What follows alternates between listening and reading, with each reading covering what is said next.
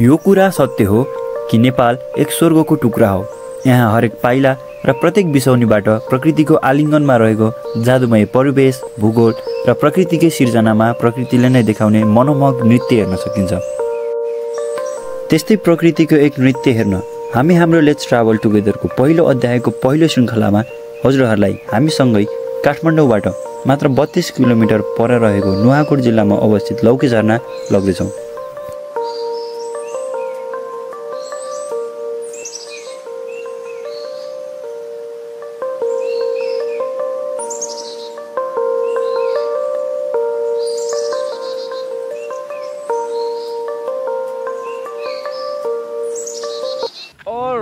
Alright guys, after a long time आज vlog बनाउँदैछौँ र आज हामी जाँदैछौँ लौके झरना हैन। अनि यो ठ्याक्कै काभ्रेस्थली भन्ने ठाउँ हो। यहाँबाट चाहिँ हामी दाइ म्याप हेर्दै हुनुहुन्छ, जहाँसम्म लाग्छ हामी यो टोखा नगरपालिकाबाट भित्र छिरेर त्यसरी सर्लक्कै गएर त्यो डाँडाबाट तलतिर झर्छौँ।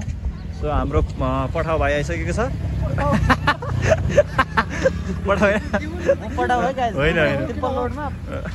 सो होइन त्यो साथी हो सबिन, के अरे सन्दीप। अनि त्यस पछाडि निकै साई छ होइन। अनि त्यस पछाडि आज हामी कहाँ जाँदैछौँ अरे? हामी नुवाकोट लौके झरना। आज हामी लौके झरना जाँदैछौँ। त्यही नै हो। Let's hit the road guys.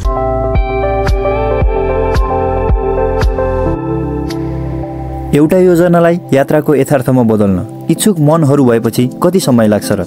त्यस्तै हामी 3 इच्छुक मनहरू एउटै बाइकमा भए पनि जाने निदो गर्यौँ।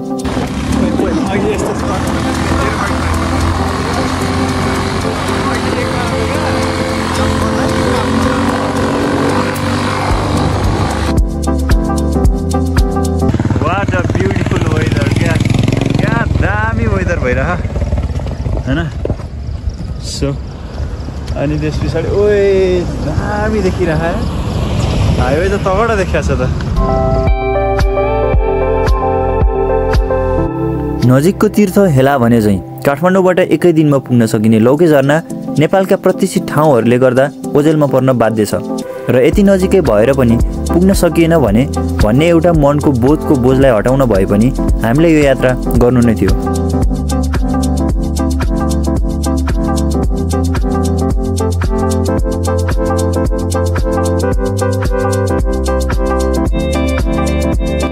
जाने बाटो नागबेली चाहिँ घुमाउरो भए पनि धेरै व्यवस्थित र मनमोहक छ। टोखा गणेशस्थान, जगत बस पार्क, साङ्ला, गुर्जे भन्ज्याङ, माथुङ झरना, थाना भन्ज्याङ, सुनखानी हुँदै थानापाटी पुगेर बायाँतर्फको उकालो बाटो लाग्दा झरनाको पार्किङ स्थानमा पुगिन्छ, जहाँबाट करिब 15 मिनटको हिँडाइपछि झरनामा पुग्न सकिन्छ।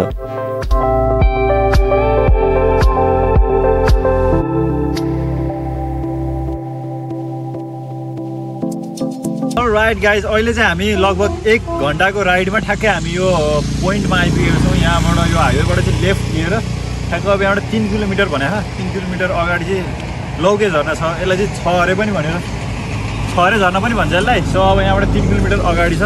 यहाँको यस्तो छ क्या, एकचोटि देखाइदिनु पर्दा चाहिँ यहाँबाट चाहिँ एउटा हाइवे आउँछ। सो सर्लक हाइवेबाट चाहिँ यसरी लेफ्ट लिने। अनि यहाँ हाम्रो क्यामेराम्यानहरू हुनुहुन्छ, एसिस्टेन्टहरू। सो अनि यहाँबाट ढलान छ, निस्किन्छौँ हामी। कस्तो भइरहेछ साथीहरू? एकदम रमाइलो होइन त? अहिले गएर पौडी हिँड्नुपर्छ। ल पौडी हाल्नुपर्छ है। म चाहिँ आएको त मान्छे पौडी खेला। ल ओके। अति जाडो हुन्छ उहाँलाई चाहिँ है। सो हामी तिरबल लोड आएको हो। सो अनि तिरबल लोड यो खासमा आउने बाटो चाहिँ अर्को पनि छ होला यता भक्तपुरतिर कता कताबाट। काठमाडौँतिरबाट मतलब आउने बाटो यही मात्र होइन नि त, अर्को पनि छ नि त तलबाट। त्यही त्रिशुलीबाट आउनेहरू तलबाट, काठमाडौँबाट आउने यही हो। त्यो भएको भएर सो ल जाउँ।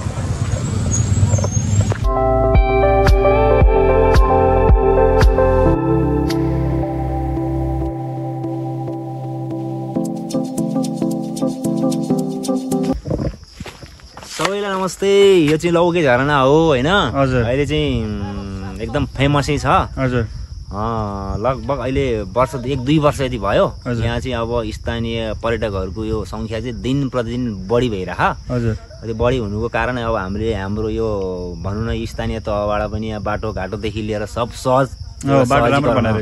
सहजीकरण छ त्यो भएको कारणले पहिला चाहिँ अब त्यति गाह्रै थियो यहाँ आउनलाई अब अहिले चाहिँ यो बाटो अलिकति सहजीकरण विकास भएको कारणले झरनामा पनि तीव्र रूपमा स्थानीय पर्यटकहरू आएर अझ पनि यहाँ धेरै राम्रो भइरहेछ अब हजुरहरू अब एकैछिन यहाँ आइसक्नु भएको छ नजिकै हो 2 मिनट हजुर अलि अगाडि जानुभयो भने त्यहाँ आफैले गएर अवलोकन गर्न सक्नुहुन्छ एकदम राम्रो आनन्द बस्नलाई ओके शान्त हजुर त्यहाँ गएपछि मनै शान्ति हो नि अति अब हजुरहरूले त्यहाँ अवलोकन गर्नुहोस् धन्यवाद ओके हजुरको नाम चाहिँ मेरो नाम रामु सिलवाल ओके काँक्रो बेच्नु भयो हजुर यो काँक्रो लोकल हो यहाँको लोकल कस्तो दामी हेर्दै दामी हजुर फर्किँदा खान्छु ल धन्यवाद हजुर ल यसो खाउँ टक्क हाम्रो गाउँ ठाउँको उत्पादन खुर्सानी पिन्नु भएको छ खुर्सानी नि छ टिमुर छ टिमुर खुर्सानी भन्छ त्यसपछि गएर लसुन होइन ट्याकटोक ड्याङडुङ लाडा ड्याङ ओके ल दाइ भेटेर खुसी लाग्यो अहिले फर्किँदा आउँछौँ है त धन्यवाद झर्ना चाहिँ किन यति सानो यो सिजन भयो अब यो अहिले बर्खा सिजन होइन नि त धन्न अहिले पानी परिरहेको भएर चाहिँ अब यतिको देख्न पाइएको छ अहिले ओके होइन भने चाहिँ अहिले सानै हुन्छ त्यो त्यहाँ बस्न चाहिँ एकदम आनन्द आउँछ शीतलताको त्यो यति महसुस चाहिँ आनन्द त्यति छ कि ओके दाइ हस् धन्यवाद दाइ हस्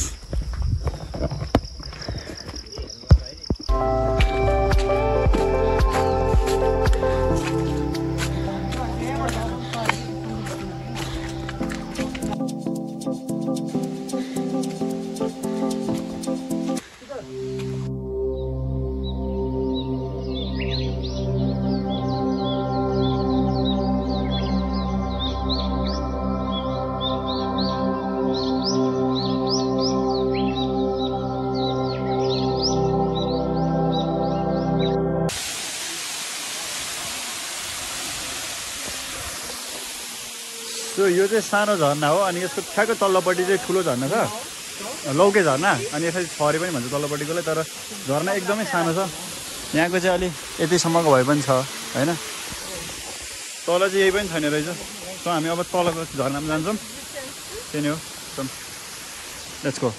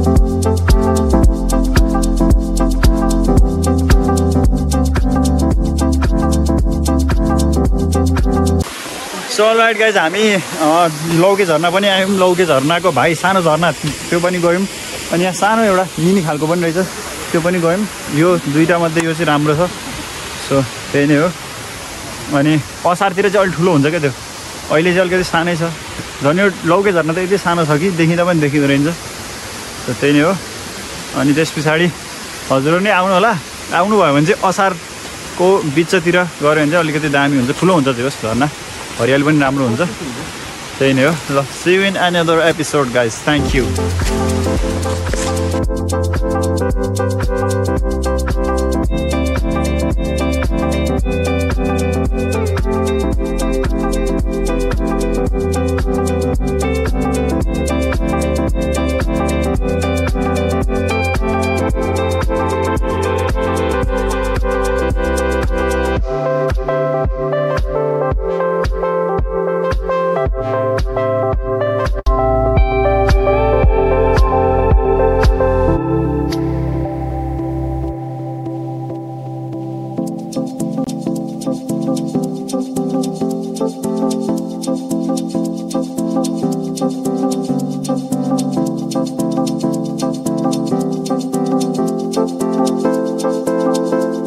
यात्रा केवल गन्तव्यसम्म पुग्नु होइन, आफूलाई फेला पार्ने प्रक्रिया हो।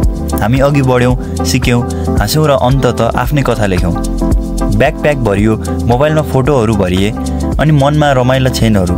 हरेक मोड, हरेक मुस्कान, हरेक पाइला सबै केही खास थियो। यो यात्रा जति छोटो देखियो त्यति नै गहिरो याद बन्यो।